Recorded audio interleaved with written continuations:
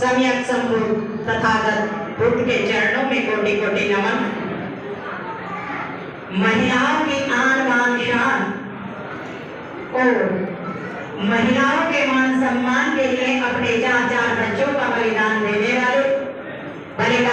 वाली पूज्य माता रमाबाई अंबेडकर जी, इस देश का भविष्य लिखने वाले बोधे संत बाबा साहेब डॉक्टर B.R. अम्बेडकर जी के चरणों में कोटि कोटि नमन करते हुए, समस्त पूज्य भिक्षु संघ को नमन करते हुए, और आज बाबा साहेब के मिशन के सबसे क्रांतिकारी प्रखर ओजस्वी थम प्रचारक थम स्तंभ, जिनके आज हम जयंती मना रहे हैं, जिनकी आज 74वीं जयंती है, 2 अक्टूबर 1949 को इस भारत की पावन भूमि पर जिनका जन्म होता है, जो लाखों लोगों के मार्गदर्शक बने और मेरे भी बने, बोधाचार्य शांति स्वरूप बोध जी के चरणों में कोटि कोटि नमन करते हुए और उन्हीं के विचारों को आगे लेकर चलने हुए मुझे इस मंच पर बुलाने के लिए, बार-बार यहाँ इतना सम्मान देने के लिए उनकी पत्नी और अपनी गुरु माता के चरणों में अपना शीश झुकाते हुए,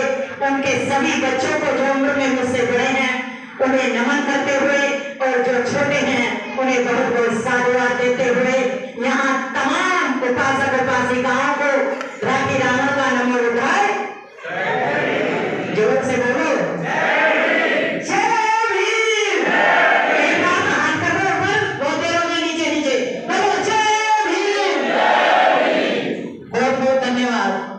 आज हम यहाँ बोधाचार्य जी के लिए इकट्ठे हुए हैं और उनके बारे में बहुत देर से चर्चा चल रही है। चर्चा अगर शाम तक भी चले तो भी उनके बारे में खत्म नहीं होगी, क्योंकि वो काम ही ऐसा करके गए हैं।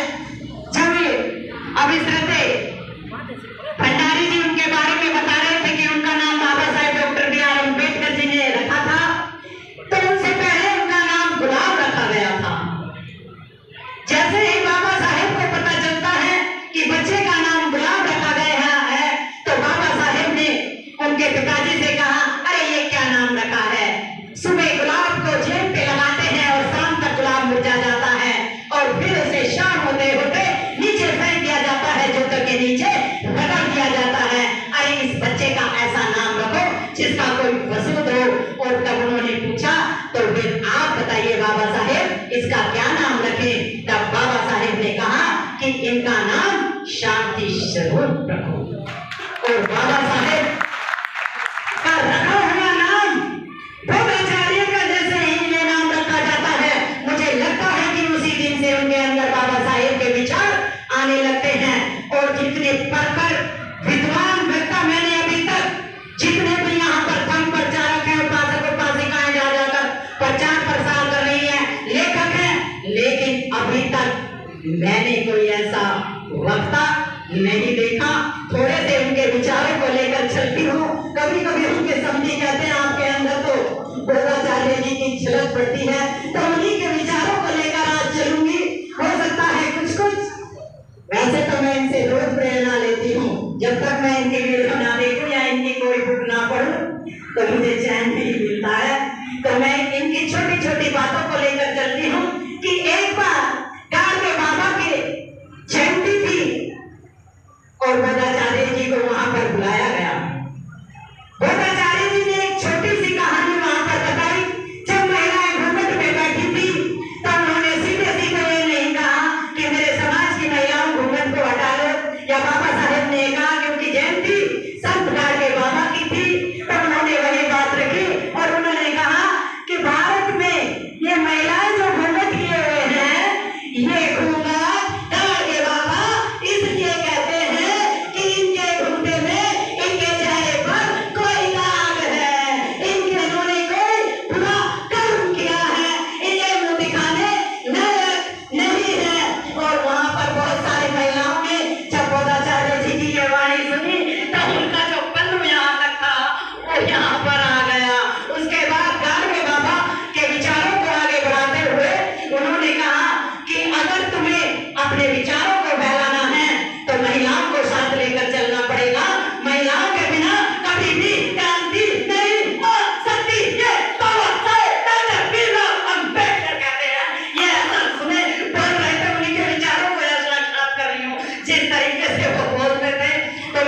सी कोशिश कर रहे हो तो नहीं हो सकते, लेकिन फिर भी थोड़ी सी कोशिश मैं उनकी तरह बोलने की करती हूँ। और दूसरी तरफ फिर उन्होंने जो आगे बात बढ़ाई वो बात आज तक पहुंचाती हूँ। उन्होंने कहा मेरी पत्नी जब अपना ब्लाउज सिलाने के लिए जाती है, दर्जी के पास जाती है, तो आजकल दर्जी नहीं कहते, उसे कहते हैं पोटी।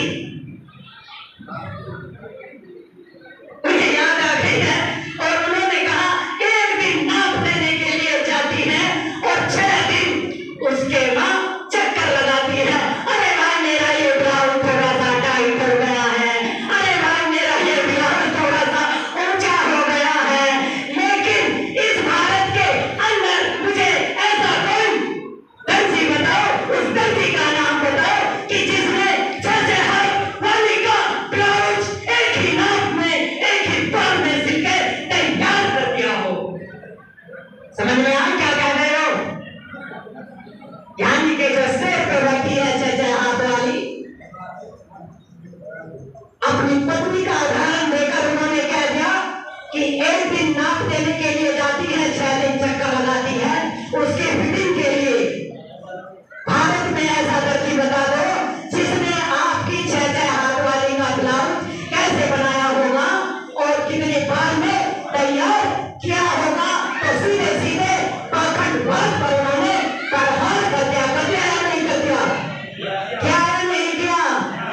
जोर से बोलो। और हम क्या कर रहे हैं?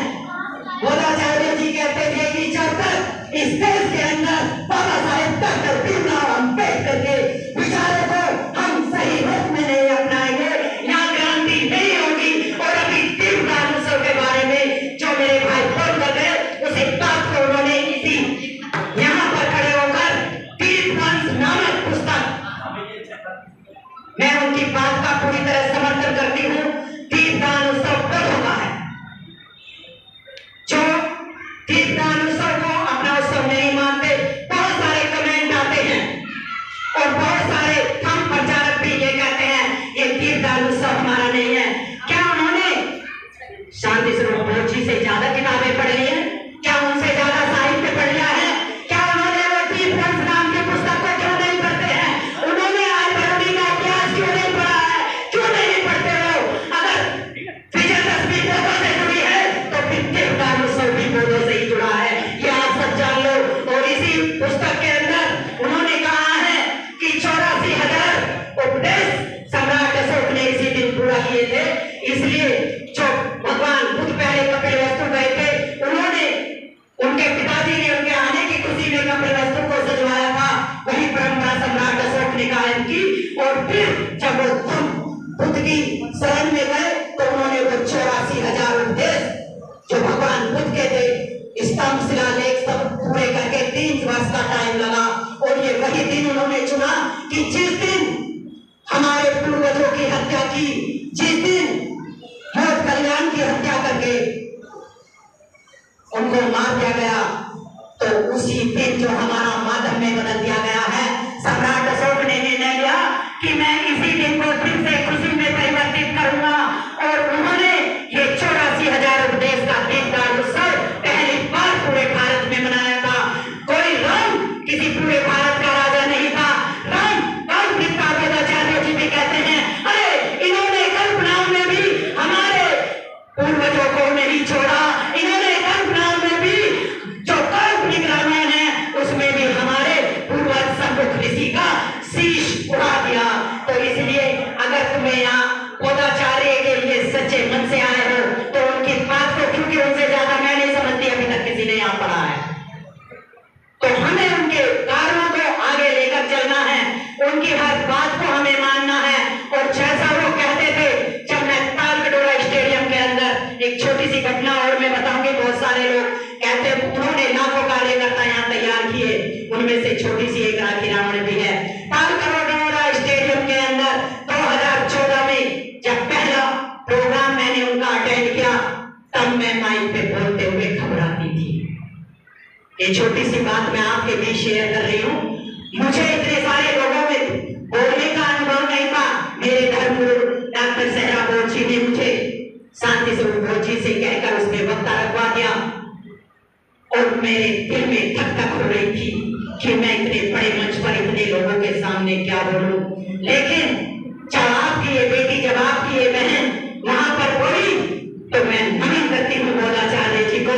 सबसे पहले जब वो स्टेज के बराबर में घूम रहे थे, सबको देख रहे थे, तो उन्होंने कहा मेरी बेटी राखी रावण ने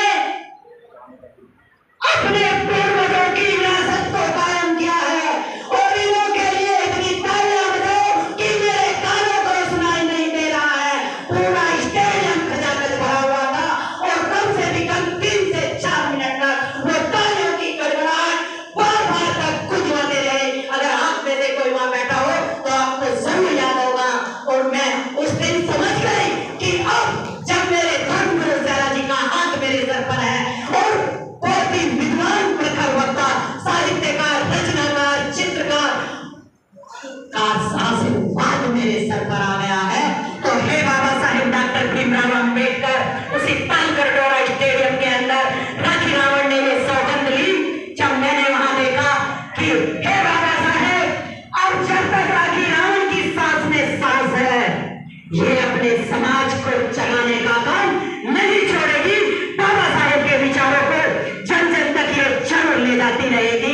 इसके लिए चाहे मुझे जो भी कुछ करना पड़े मैं करती रहूंगी। और बोधाचार्य जी जो कहते थे वो करते थे, यही बात आपको भी करनी है। और एक बात और वो कहते थे कि जब हम इस दुनिया में आते हैं लोग जयंती मनाते हैं बाद में, लेकिन बाबा साहेब के परिनिर्वाण दिवस से जोड़कर उन्होंने एक बात कही और संत गाड़े बाबा की पुण्यतिथि से कि जब हम इस दुनिया से चले जाते हैं तो हमारे लिए वो दिन भी इतना ही महत्वपूर्ण है, क्योंकि जब कोई महापुरुष इस दुनिया को छोड़कर चला जाता है तो उसके जाने के बाद ये पता चलता है कि उसके पीछे आंसू बहाने वाले, उसके रास्ते पर चलने वाले कितने लाखों प्रशंसक पैदा हो गए हैं। तो इसलिए हमें अपने महापुरुषों की जयंती के साथ साथ उनके पुण्यतिथि को भी उसी उत्साह के साथ मनाना चाहिए। और उन्होंने कहा कि अगर बौद्ध धर्म से मनोरंजन खत्म हो जाएगा तो बौद्ध धर्म में नीरसता आ जाएगी। इसलिए बौद्ध धर्म में नीरसता हमें नहीं लानी है। मनोरंजन और डांस, संगीत जो बोधाचार्य जी ने शुरू किया था, महिलाओं के लिए बहुत जरूरी होता है डांस और संगीत।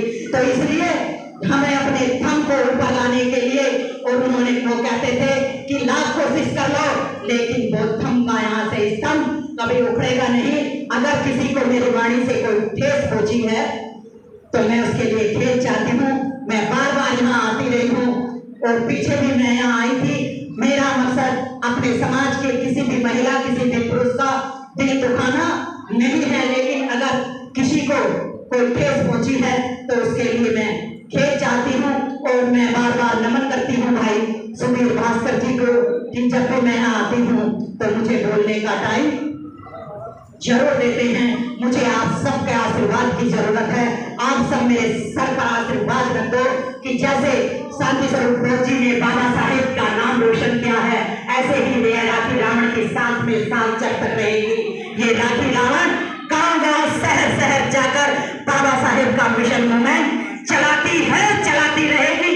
कोई इसके रास्ते में नहीं आएगा, जो कोई आएगा वो अलग जाएगा, लेकिन ये मिशन का कारवां अब तक चलता आएगा।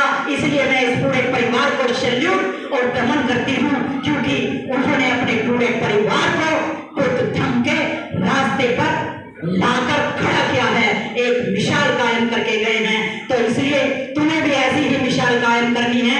किसी के मुंह से ये सुनता मेरी पत्नी नहीं मानती, मेरा पति नहीं मानता, अरे सिकाल बोधाचार्य जी का उदाहरण दो, इनके परिवार का उदाहरण दो, पढ़ो उनकी जीवनी, पढ़ो बाबा साहेब को। बाबा साहेब ने अपने 4-4 बच्चे बलिदान करके हमें ऐसे ही इस देश का शासक नहीं बनाया। तो इस कुर्बानी को कहीं पर भी हमें जाया नहीं जाने देना है। जो शांति स्वरूप बोस जी चाहते थे, अभी उनका और अफसोस जब वो इस दुनिया को छोड़कर गए तो उनके जाने का पता चलता कि कितने लाखों प्रशंसक उनके पीछे होते। जैसे बाबा साहेब के लिए लोग ताड़े मार मार कर रो रहे थे, ऐसे ही बोधाचार्य जी के लिए भी लोग कोरोना में घर में कैद होकर उनके लिए रो रहे थे। लेकिन अफसोस हम उनके अंतिम समय में शामिल नहीं हो सके। बोधाचार्य जी एक महान शख्सियत है, क्योंकि ये किसी विद्वान ने कहा है कि अगर तुम इस दुनिया में आए हो तो अगर चाहते हो कि तुम्हें लोग याद रखें या तुम्हारे रास्ते पर चले, तो कुछ ऐसा कर जाओ या कुछ ऐसा लिख जाओ कि लोग तुम्हारे लिखे हुए को पढ़े, या फिर ऐसा कर जाओ कि लोग तुम्हारे बारे में लिखें। बाबा साहेब डॉक्टर अम्बेडकर और बोधाचार्य शांति स्वरूप बोध जी दोनों ऐसी मिसालें हैं। बाबा साहेब के बारे में दुनिया लिख भी रही है और पढ़ भी रही है, और बहुत दिन दूर नहीं, शांति स्वरूप बोध जी के बारे में भी लोग लिखेंगे भी, पढ़ तो रहे हैं, पढ़ रहे हैं या नहीं। और एक किताब उनकी छप भी चुकी है, कौन सा है, तूफानों से जूझता हुआ दिया। तूफानों से जूझता हुआ दिया, आप उसे पढ़ो। शांति स्वरूप बोध जी के बारे में उसमें लिखा है। और जब जब भी ये जो अभी गाना गा रही थी, मैं राष्ट्र कवि राहुल नागपाल जी को बहुत बहुत धन्यवाद करती हूँ, बहुत बहुत नमन करती हूँ। यहाँ जो दो गीत गाए गए वो उन्होंने ही लिखे हैं, तो वो बहुत सुंदर कवि है, बहुत सुंदर लेखक है। मैं आप सभी का आभार व्यक्त करते हुए, मुझे यहाँ इतना टाइम मिला, आपका बहुत बहुत धन्यवाद। और आपने मुझे सुना, बहुत बहुत साधुवाद। Thank you very much.